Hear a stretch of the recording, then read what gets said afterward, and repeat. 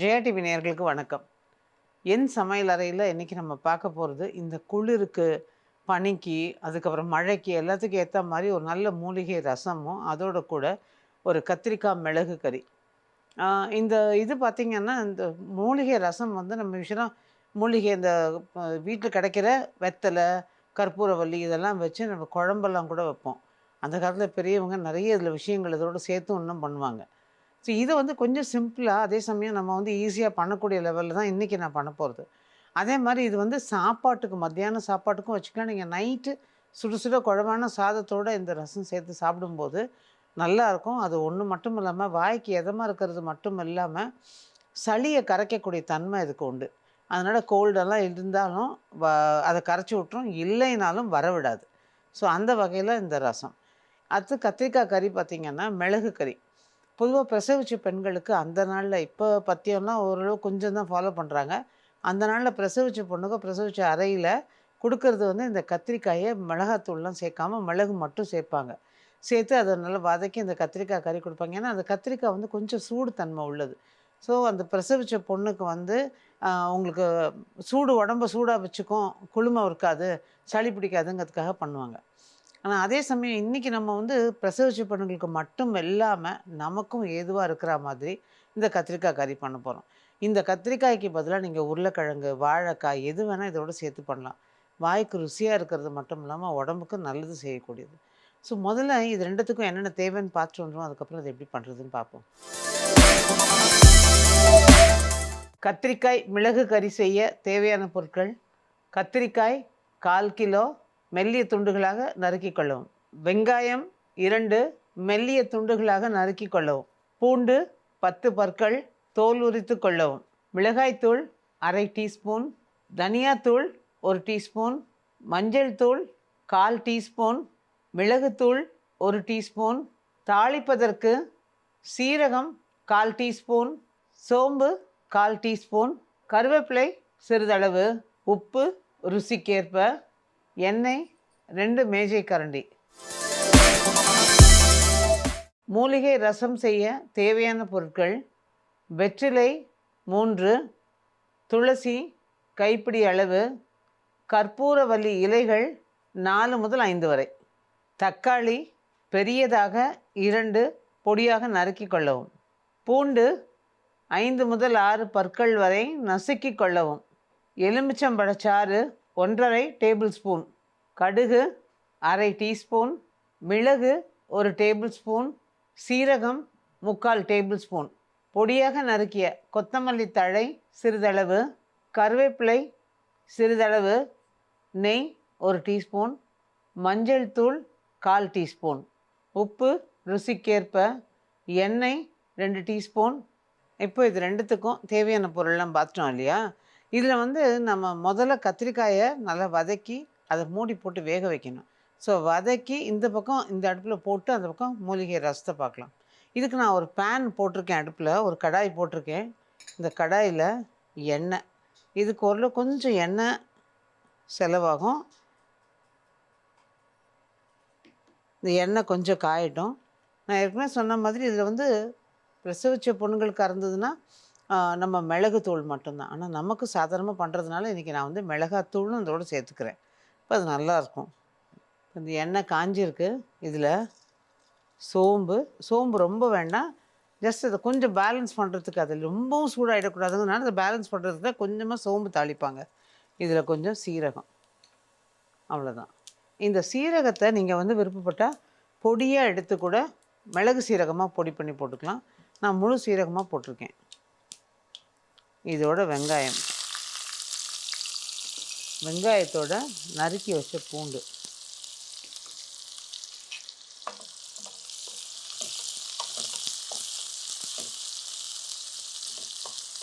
நறுக்கி போடும்போது எடுத்து சாப்பிட்றதுக்கு நல்லாயிருக்கும். அதுக்கு நேரம் இல்லைன்னா நசுக்கி போட்டுடுங்க, தோலோடையும் நசுக்கி போட்டுக்கலாம். இதோட சிட்டிகை உப்பு. அந்த வெங்காயம் வதங்கணும் இல்லையா, அதுக்கு. இது வந்து அப்படியே நிறம் மாறி வதங்கணும்னு இல்லை, லைட்டாக வதங்கினா போதும்.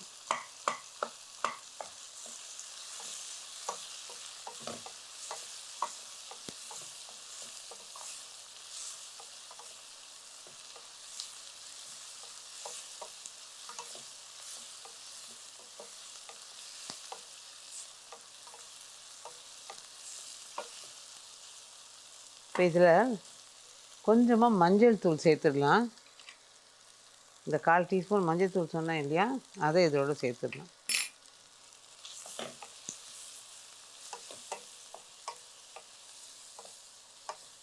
இந்த வெங்காயம் இன்னும் கொஞ்சம் ஒரு துளி ரொம்ப அப்படியே நிறம் மாறி ப்ரௌன் அப்படிலாம் இல்லை, ஓரளவு கொஞ்சம் வதங்கினா போதும். அந்த வெங்காயத்தோட ஃப்ளேவர் மாறும். நம்ம வந்து அந்த பச்சை வெங்காயம் போடும்போது ஒரு வாசனை கிடைக்கும்னா, வதக்க ஆரம்பித்து அந்த வதங்கிறது ஒரு வாசனை வரும்.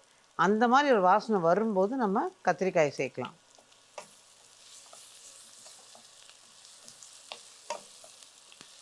இப்போ தான் அந்த ஃப்ளேவர் மாற ஆரம்பிச்சிருக்கு, அந்த வாசனை மாற ஆரம்பிச்சிருக்கு. இப்போ கொஞ்ச நேரத்தில் அதை சேர்த்துடலாம். கத்திரிக்காயும் பார்த்திங்கன்னா நம்ம சீக்கிரம் வேகிற மாதிரி நான் வந்து கொஞ்சம் மெல்லிய துண்டுகளாக நறுக்கி வச்சுருக்கேன். ரொம்ப கனமாக இல்லை, மெல்லிய துண்டுகளாக. அவ்வளோதான். இது வெங்காயம் வதங்கியாச்சு. இதில் கத்திரிக்காய்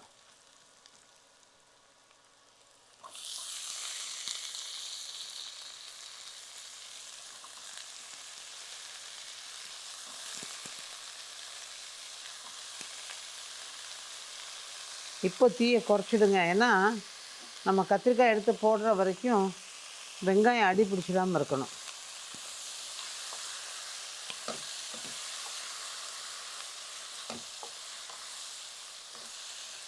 இப்போ இது வதங்க முன்னாடி இதில் கொஞ்சமாக மிளகாத்தூள், ஒரு 1/2 டீஸ்பூன், நான் சொன்னேன்ல 1/2 டீஸ்பூன் போதும். தனியாத்தூள். இப்போ இதுக்கு தேவையான உப்பை சேர்த்துடலாம். கத்திரிக்காய்க்கு தேவையான உப்பு இதில் சேர்த்துடலாம்.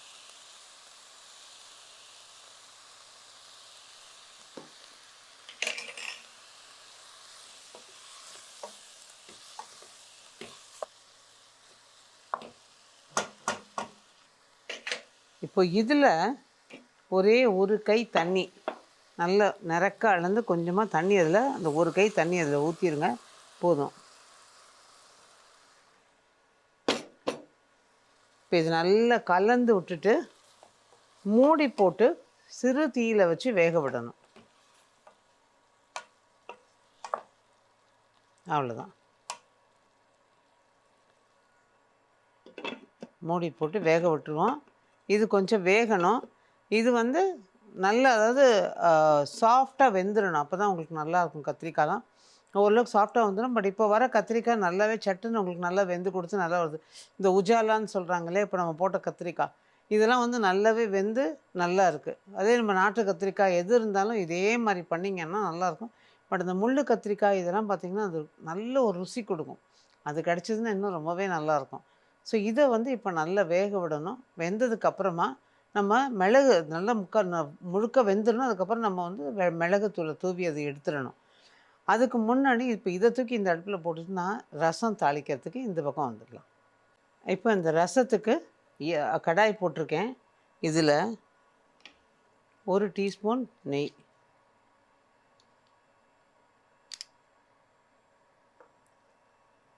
இதை நீங்கள் எண்ணெயிலையும் தாளிக்கலாம். இன்றைக்கி நான் நெய்யில் தாளிக்கிறேன். என்னென்னா நமக்கு வந்து பொதுவாக அந்த மூலிகை அப்படிங்கிற போது ஹெர்பல் எல்லாமே வந்து கொஞ்சம் சூட்டை அதிகப்படுத்தும். ஸோ அதுதான் நமக்கு நல்லாவே இதுக்கு காப்பாற்றும், இந்த மழை குளிர் நாளத்துலலாம். ஆனால் இதையும் பேலன்ஸ் பண்ணுறதுக்கு, ரொம்பவும் உடம்பு சூடானால் தான் கஷ்டமாக இருக்கும். அதனால் இதை பேலன்ஸ் பண்ணுறதுக்கு தான் நம்ம சேர்க்குறது வந்து இந்த நெய், மிளகெல்லாம் கொஞ்சம் குளுமைப்படுத்தும். ஸோ இது எல்லாமே வந்து உங்களுக்கு சரி பண்ணுறதுக்கு, இதையும் அதையும் பேலன்ஸ் பண்ணுறதுக்கு தான். இப்போ இதில் வந்து நம்ம வெறும் கடுகு அது மட்டும் தான் தாளிக்க போகிறோம். அதுக்கு முன்னாடி இந்த மிளகு சீரகத்தை நுணுக்கிடணும். இதை நான் வதக்கிக்கிட்டே அதை நுணுக்கிடலாம். மூலிகை எல்லாமே கொஞ்சம் ஒரு 1/2 கப்பு தண்ணி, 1/2 கப்போட கொஞ்சம் கம்மியாக தண்ணி விட்டு அதை நல்லா அரைச்சி வடிகட்டி எடுத்துக்கலாம். இப்போ இதில் காஞ்சிருச்சுன்னா கடுகு, இந்த கடுகு சேர்த்துருவோம். கடுகு நல்லா பொரியட்டும். கடுகோட தக்காளி,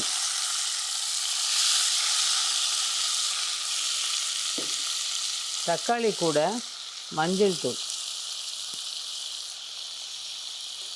இதில் தேவையான உப்பு.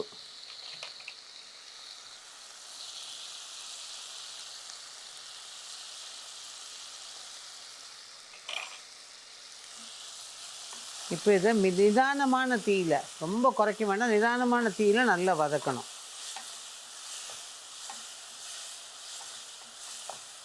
இதில் பெருங்காயம் வேணும்னு நினைக்கிறவங்க, நான் எனக்கு சேர்க்கல, ஏன்னா இந்த மூலிகை வாசனை அப்படியே நல்லா இதுவாக இருக்குங்க. பெருங்காயம் வேணும்னு நினைக்கிறவங்க நீங்கள் பெருங்காயம் சேர்த்துக்கலாம். இந்த ஸ்டேஜில் சேர்த்துக்கோங்க. இது நல்லா வதங்கணும், கரைஞ்சி வதங்கணும். இந்த பக்கம் இந்த கத்திரிக்காயை ஒரு கிளறிடலாம். ஏன்னா அப்படியே விட்டுட்டோம்னா கீழே வெந்துடும், மேலே அப்படியே நிற்கும் இல்லையா, அதனால்.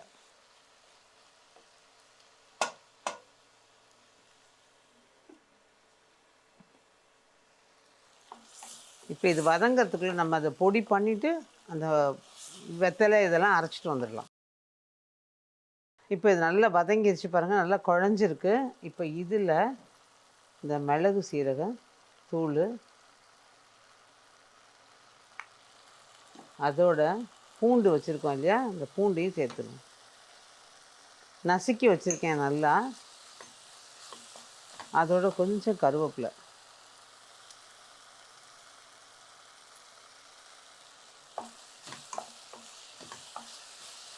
பூண்டு பச்சை வாசனை போய் லேசாக வாசனை மாறும், அது ரொம்ப சீக்கிரம் மாறிடும். அது வரைக்கும் இதை வதக்குனா போதும். ஆனால் இது கொஞ்சம் காட்டமாக தான் இருக்கும் இந்த ரசம். அதுக்கு தகுந்த உப்பு புளிப்பு போட்டுக்கிட்டிங்கன்னா நல்லாயிருக்கும். ஏன்னா இந்த கற்பூரவல்லி வெத்தலை எல்லாத்துலேயும் ஒரு சின்ன காரம் இருக்கும் இல்லையா, அதுக்கேற்ற மாதிரி தான் மிளகு சீரகமும் அது சேர்த்துருக்கோம். பட் நல்லா கொஞ்சம் காட்டமாக இருக்கும் இந்த ரசம். அதுக்கு நீங்கள் ஒரு வேளை சின்ன குழந்தைங்களாம் சாப்பிட்றாங்கன்னா இந்த மிளகு சீரக காரத்தை கொஞ்சம் கம்மி பண்ணிக்கோங்க. வதங்கிடுச்சு. இதில் இந்த ரசம் எவ்வளோ தேவையோ அந்த அளவுக்கு நம்ம தண்ணி ஊற்றிக்கணும்.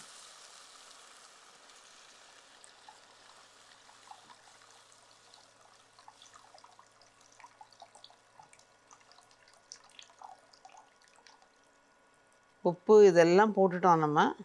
இப்போ லாஸ்ட்டில் இது நல்லா கொதித்த உடனே ஒரு 2 நிமிஷம் தான், ரொம்ப கொதிக்க விட மாட்டேன், 2 நிமிஷம் தான். இது இறக்க போகிற போது அடுப்பு ஆஃப் பண்ணிவிட்டு கொத்தமல்லி, அதோட கூட எலுமிச்சம்பழச்சாறு, இந்த மூலிகை தண்ணி, இதை தான் நான் ஊற்ற போகிறேன். இதுக்கிடையில் இது கொதிக்கட்டும். இந்த பக்கமும் கத்திரிக்காய் ஆல்மோஸ்ட் வெந்துருச்சு.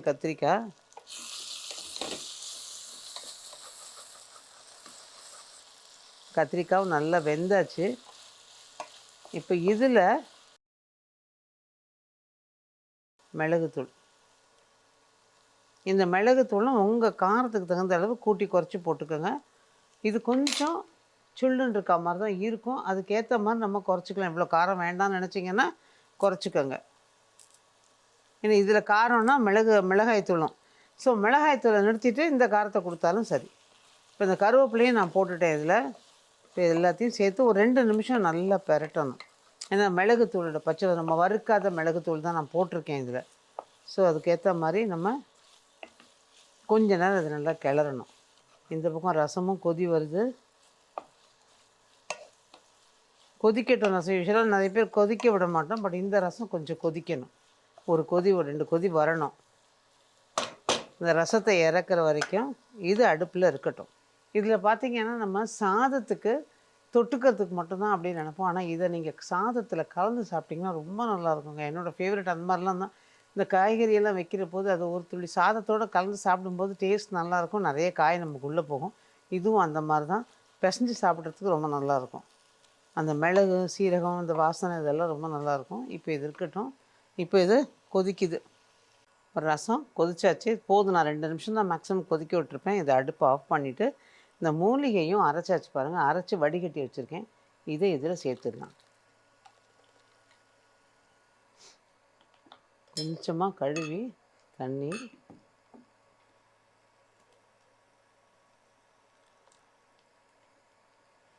இதில் கொஞ்சம் கொத்தமல்லி,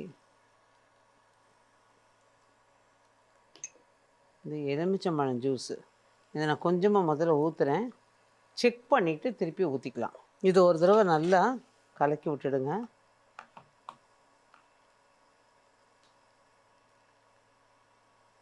அவ்வளோதான். நான் இதுக்கப்புறம் நான் கொதிக்கவே விடலை, இது அப்படியே இருந்தால் போதும். அவ்வளோதான். இப்போ இதை நம்ம அப்படியே வடிகட்டாமல் ஏன்னா ஏற்கனவே இந்த மூலிகையில் உள்ளதெல்லாம் வடிகட்டிடும். நம்ம யூசுவலாக ரசம் ஊற்றிக்கிற மாதிரி அதை ஊற்றிக்கலாம். இந்த பக்கம் ஆயிடுச்சு, நான் அதை அடுப்பு ஆஃப் பண்ணிடுறேன். ஸோ இப்போ கத்திரிக்காயும் ரெடி ஆயாச்சு. இதில் ஒரே ஒரு விஷயம், நிறைய பேர் பார்ப்பீங்க, பொதுவாக நிறைய பேர் என்ன கேட்குற ஒரு விஷயம் வந்து, பூண்டு எல்லாத்துலேயும் சேர்க்குறீங்களேன்னு. இதில் பூண்டு சேர்க்கும்போது அந்த ஃப்ளேவர் நல்லாயிருக்கும். பூண்டு வாசனை பிடிச்சவங்களுக்கு பிடிக்கும். பூண்டு சேர்க்காமையும் நீங்கள் இதே மாதிரி பண்ணலாம். இந்த ரசத்துலேயும் அப்படி தான், நீங்கள் பூண்டு தட்டி சேர்க்கணுன்னு அவசியம் கிடையாதுங்க. பூண்டு இல்லாமல் நீங்கள் இதே மாதிரியே பண்ணலாம். பட் இந்த மூலிகை ரசத்தில் வந்து இந்த 3 மூலிகை அது தாண்டி உங்ககிட்ட வந்து தூதுவளை இதெல்லாம் கிடச்சிதுன்னா கூட கொஞ்சமாக சேர்த்துக்கங்க. கொஞ்சம் கசப்பு தெரியும் இல்லையா அதில், அதனால் கொஞ்சமாக சேர்த்துக்கங்க. அதுவும் நிறைய ஹெல்ப் பண்ணும். பொதுவாக இதில் சின்ன விஷயம் ஷேர் பண்ணிக்கணும்னு, நம்ம வந்து இந்த பேண்டமிக் சமயம்னு சொல்கிறாங்கல்ல, அந்த கோவிட் சமயத்தில் பார்த்திங்கன்னா உலக நாடுகள்லேருந்து எல்லாருமே நம்ம அந்த ரசத்தை தான் ரெசிப்பியாக கேட்டவங்க அத்தனை பேரும். ஏன்னா இதில் வந்து அதை குடிக்கும்போது அந்த ரசத்தில் இருக்கிற மிளகு, சீரகம், கொத்தமல்லி இது அதெல்லாம் உங்களுக்கு வந்து நிறைய ஹெல்ப் பண்ணுச்சு அந்த சமயத்தில். அதாவது இந்த இம்யூனிட்டியை பூஸ்ட் பண்ணுறதுக்கு, நம்மளோட எதிர்ப்பு சக்தியை நிறைய கூட்டுறதுக்கு அது ரொம்ப உதவி பண்ணுச்சு. அந்த வகையில் இப்போவும் பார்த்திங்கன்னா, இப்போ எங்கே பார்த்தாலும் ஃப்ளூ, வைரல், அது காய்ச்சல்னு அந்த மாதிரிலாம் சொல்லிக்கிட்டு இருப்பாங்க இல்லையா?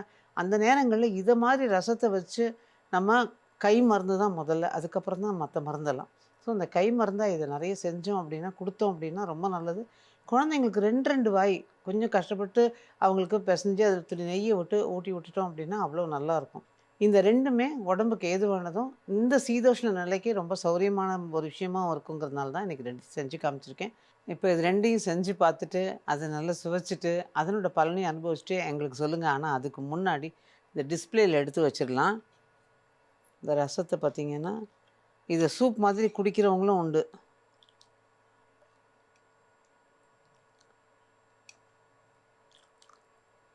அப்படி குடிக்கணும்னு பிரியப்பட்டீங்கன்னா வேணால் வடிகட்டிக்குங்க. ஆனால் ரசமாக ஊற்றிக்கும் போது அதை அப்படியே ஊற்றிக்கலாம். ஸோ இதையும் எடுத்தாச்சு.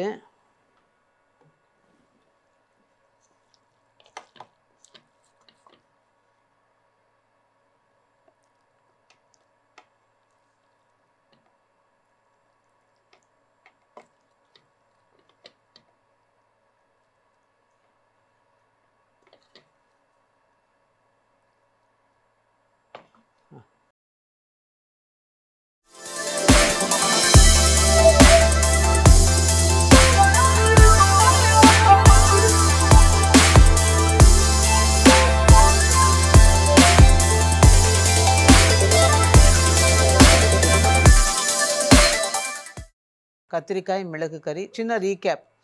ஒரு கடாயில் எண்ணெயை காய வச்சு அது காஞ்சதும் சோம்பு, சீரகம் தாளிச்சிட்டு வெங்காயம், பூண்டு அதில் சேர்த்து சிட்டிகை உப்பும் மஞ்சள் தூளும் சேர்த்து நல்லா வதக்கிடணும். வதங்கினதுக்கப்புறமா அதில் கத்திரிக்காயும் சேர்த்து தேவையான அளவு உப்பையும் சேர்த்து நல்லா வதக்கிட்டு அதோட மிளகாய் தூளையும் சேர்த்து தனியாத்தூளையும் சேர்த்து வதக்கணும்.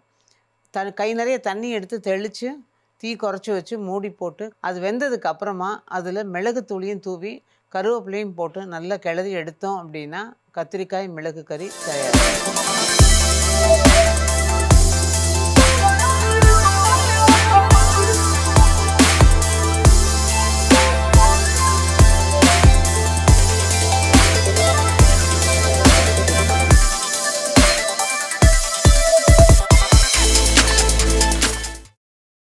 மூலிகை ரசத்துக்கு ஒரு சின்ன ரீகேப். ஒரு கடாயை அடுப்பில் காய வச்சு அதில் நெய் விட்டு கடுகை தாளிச்சிட்டு தக்காளியும் அதோட கூட உப்பும் மஞ்சள் தூள் சேர்த்து நல்லா வதக்கணும். அது நல்லா வதங்கினதுக்கப்புறமா அதோட கூட மிளகு சீரகத்தை பொடி பண்ணி சேர்த்து நசுக்கி வச்சுருக்க பூண்டையும் சேர்த்து நல்லா வதக்கிட்டு அது வதங்கினதுக்கப்புறமா அது தேவையான அளவு தண்ணியும் சேர்த்து தண்ணி நல்லா கொதிக்கும்போது எடுத்து வச்சுருக்க மூலிகைகளை அரைச்சி வடிகட்டி எடுத்து வச்சுக்கணும். நல்ல ரசம் கொதிச்சதும் அடுப்பை அணைச்சிட்டு அதில் மூலிகை தண்ணி, எலுமிச்சம்பழச்சாறு, கொத்தமல்லி எல்லாத்தையும் தூவி கலந்து எடுத்தோம் அப்படின்னா மூலிகை ரசம் தயார். ஸோ இப்போ ரசமும் ரெடி ஆயிடுச்சு. இப்போ பார்த்திங்கன்னா ரசத்தில் யோசிக்கலாம் எல்லாம், நீங்கள் என்ன எலுமிச்சம்பழம் சேர்த்துருக்கீங்க, புளி ஏன் சேர்க்கலன்னு. பொதுவாக புளி சொல்லுவாங்க அந்த மருந்தோட தன்மையை முறிக்கக்கூடிய சக்தி புளிக்கு உண்டுன்னு சொல்லிட்டு. அதுவுமே சூடு தான். ஆனாலும் நம்ம போட்டிருக்க இந்த பச்சளை எல்லாமே அது முறிக்குமோ அப்படிங்கிறது பெரியவங்க சொன்னதுனால நம்ம அதில் சேர்க்கலை. அதே மாதிரி இந்த எலுமிச்சம்பழம் வந்து விட்டமின் சி, அது வந்து உங்களுக்கு சளிக்கு இதுக்கெல்லாம் ஒரு எதிர்ப்பு சக்தியை கொடுக்கும். அதனால் நிறைய எலுமிச்சம்பழம் ஜூஸ் அதெல்லாம் சேர்த்துக்க சொல்லுவாங்க. அதனால தான் நான் அத பேஸ் பண்ணி இதில எலுமிச்சம்பழம் சேர்த்துருக்கேன். இது நாங்களா கண்டுபிடிச்சது அப்படிங்கிறத விட கூட பெரியவங்க சொல்லிக் குடுத்த விஷயங்கள் தாங்க. அவங்க எந்தெந்த காலகட்டத்துக்கு என்ன மாதிரி ஒரு உணவு நம்ம உடம்புக்கு ஏதுவா இருக்குங்கிறத அன்னைக்கே வகுத்து வச்சிருக்காங்க. அது மட்டும் இல்லாம நம்ம தினப்படி சமையல் மட்டும் இல்லாம பிரசாதங்கள் பார்த்தீங்கன்னா, அந்தந்த காலகட்டத்துக்கு ஏத்த மாரி தான் பிரசாதங்கள் சுவாமிக்கு நைவேத்தியம் பண்றது கூட இருக்கும். ஸோ நெறைய விஷயம் அவங்க சொல்லிக் குடுத்த நெறைய விஷயங்கள் தான் இன்னைக்கு நாங்களும் கத்துக்கிட்டு உங்ககிட்டயும் கொண்டு வரோம். ஸோ நிச்சயமா அதனோட பலன் உங்களுக்கு நல்லாருக்கும். ஸோ மீண்டும் சந்திப்போம். நன்றி. வணக்கம்.